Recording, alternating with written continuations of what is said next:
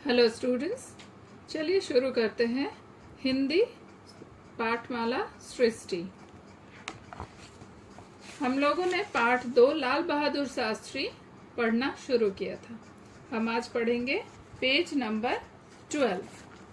आप लोग सब तैयार हो जाइए। चलिए पाठ शुरू करते हैं। उन्हें स्कूल आने के लिए गंगा नदी पार करनी पड़ती थी। कि कौन है ये? उन्हें लाल बहादुर शास्त्री। कभी कभी नाविक को देने के लिए पैसे भी नहीं होते तो वे तैर कर गंगा नदी पार कर लेते। देखिए कितना मुसीबत के साथ उन्होंने अपनी पढ़ाई पूरी की। कभी कभी तो वो नदी पार करते थे नाव के द्वारा, और कभी पैसे ना होने से खुद तैर कर पार कर जाते थे गंगा नदी। माँ शास्त्री जी को सिखाती, हार न मानना ही जिंदगी का दूसरा नाम है। तो माँ शास्त्री जी को सिखाती थी, हार न मानना ही जिंदगी का दूसरा नाम है। हमें भी सीखना चाहिए। तो माँ शास्त्री जी को सिखाती, हार न मानना ही जिंदगी का दूसरा नाम है। जिंदगी में अगर सफलता प्राप्त करनी है तो उसके लिए मेहनत करना आवश्यक है। माँ की इसी सीख ने शास्त्री जी को मुश्किल परिस्थितियों से स्वयं को निकाल लेने की ताकत और बुराई को पीछे छोड़कर अच्छाई के साथ आगे बढ़ने की प्रेरणा दी। जिंदगी में सफलता प्राप्त करनी है तो उसके लिए क्या करना आवश्यक है? मेहनत करना आवश्यक है।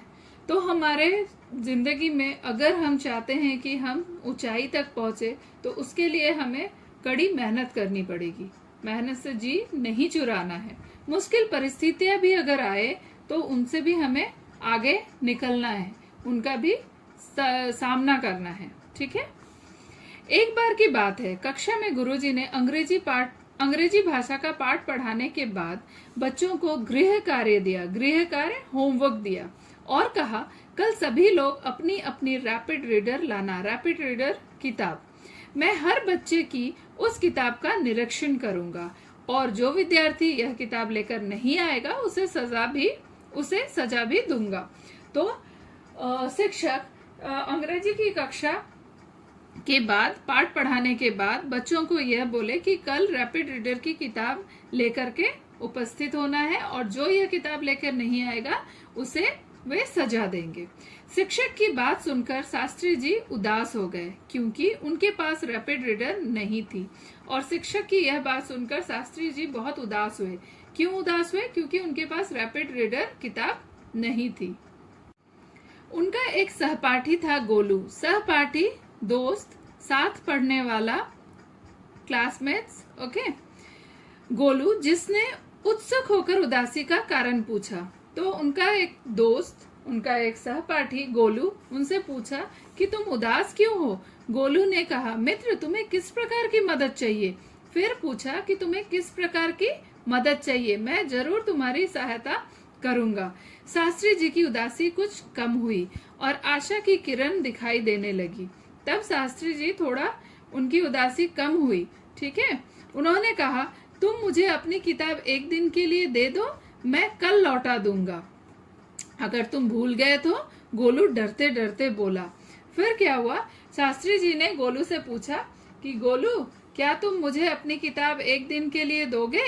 मैं कल लौटा दूंगा। मगर गोलू बड़ा डरा हुआ था। उसे डर लग रहा था कहीं वो अगर दूसरे दिन किताब लाना भूल गया तो। लाल बहादुर विश्वास पूर्वक बोले, नहीं दोस्त, मैं नहीं भूलूंगा। और शास्त्री जी उसे बोलते हैं, आश्वस्त करते हैं कि नहीं दोस्त, मैं नहीं भूलूंगा। मैं तुम्हें विश्वास दिलाता हूँ कि मेरे कारण तुम्हें कोई परेशानी नहीं होगी। मैं किसी भी तरह रात में काम पूरा कर लूंगा और सुबह तुम्हारी किताब लौटा दूंगा। शास्त्री जी ने गोलू को विश्वास दिलाया कि रात में किसी भी तरह वह अपना पाठ पूरा करके सुबह जरूर किताब लेकर आएंगे। गोलू बोला, ठीक है ले जाओ, किंतु यह ध्यान रखना कि यदि तुम भूल गए तो हम दोनों मुसीबत में पड़ जाएंगे। गोलू बोला, अच्छा ठीक है तुम ले जाओ, पर याद रहे कि अगर तुम भूल जाते हो तो हम दोनों ही मुसीबत में पड़ जाएंगे। लाल बहादुर जब घर पहुंचे तो मिट्टी का तेल खत्म हो गया, जिसकी वजह से घर में लालटेन नहीं जल पाई। किंतु लाल बहादुर ने तो किताब की नकल उतारने के लिए मन में दृढ़ संकल्प कर लिया था।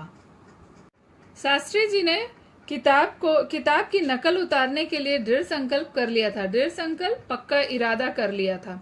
किसी भी तरह की बाधा को उन्होंने अपने रास्ते की रुकावट नहीं बनने दिया। बाधा, कठिनाई। उन्होंने स्ट्रीट लाइट के नीचे रात भर बैठकर पूरी किताब की नकल उतार ली। दूसरे दिन कक्षा में गुरुजी ने सभी विद्यार्थियों की किताबें देखनी शुरू की। जब वे लाल बहादुर की मेज पर आए तो बोले, लाल बहादुर, तुम्हारी किताब कहाँ है? शास्त्री जी गुरुजी की बात सुनकर कांप गए और सहमे हुए स्वर में कहा, सर, यह है मेरी कॉपी। सर, यह है मेरी कॉपी। बहुत ही डरते हुए शास्त्री जी ने गुरुजी से कहा। क्या हुआ था? पूरी रात वे स्ट्रीट लाइट के नीचे बैठकर पूरी किताब की नकल उतार ली थी और इसलिए जब गुरुजी ने उनसे रैपिड रीडर की किताब मांगी तो उन्होंने कॉपी दिखाया। गुरुजी नाराज होते हुए कहा, मैं तुमसे रैपिड रीडर की किताब मांग रहा हूँ, कॉपी नहीं। गुरुजी नाराज होते हुए उनसे फिर कहते हैं, मैं तुमसे रैपिड रीडर की किताब मांग रहा हूँ, कॉपी नहीं। गोलू से सच्चाई कहे बिना नहीं रहा गया और खड़ा होकर बोला, सर, यह रैपिड रीडर ही है। लाल बहादुर के पास किताब खरीदने के लिए पैसे नहीं थे, इसलिए उसने मुझसे किताब लेकर रात भर में पूरी किताब इस कॉपी में लिख ली। तो पास ही उस शास्त्री जी का दोस्त गोलू, वो बिना सच्चाई बताए रह ना पाया। तभी उसने बोला कि गुरुजी, लाल बहादुर के पास किताब खरीदने के लिए पैसे नहीं थे, इसलिए उसने मुझसे मेरी किताब मांगी और सारी रात बैठकर उसने पूरी किताब इस कॉपी पर लिख डाली है। तो यही है रैपिड रीडर की किताब। गोलू की बात सुनकर गुरुजी ने दांतों तले उंगली दबा ली। दांतों तले उंगली दबाना मुहावरा है, इसका मतलब है आश्चर्य हो जाना। वे लाल बहादुर के सिर पर हाथ फेर कर बोले, बेटा, मुझे तुम पर गर्व है। आज से तुम्हें किसी भी चीज की जरूरत हो तो मेरे घर का दरवाजा तुम्हारे लिए हमेशा खुला है। कभी संकोच मत करना। मुझे यकीन है कि तुम एक दिन बड़े होकर अवश्य ही अपने स्कूल का नाम रोशन करोगे। ऐसे ही विद्यार्थियों की जरूरत हमारे देश को है। गोलू की बात सुनकर गुरुजी आश्चर्य हो गए। लाल बहादुर के सर पर हाथ फेरकर उन्होंने कहा, बेटा, मुझे तुम पर गर्व है और आज के बाद तुम्हें कभी भी किसी भी चीज की जरूरत पड़े तो तुम निसंकोच, बिना हिचकिचाए, बिना शर्माए तुम मुझसे आकर के मिलो।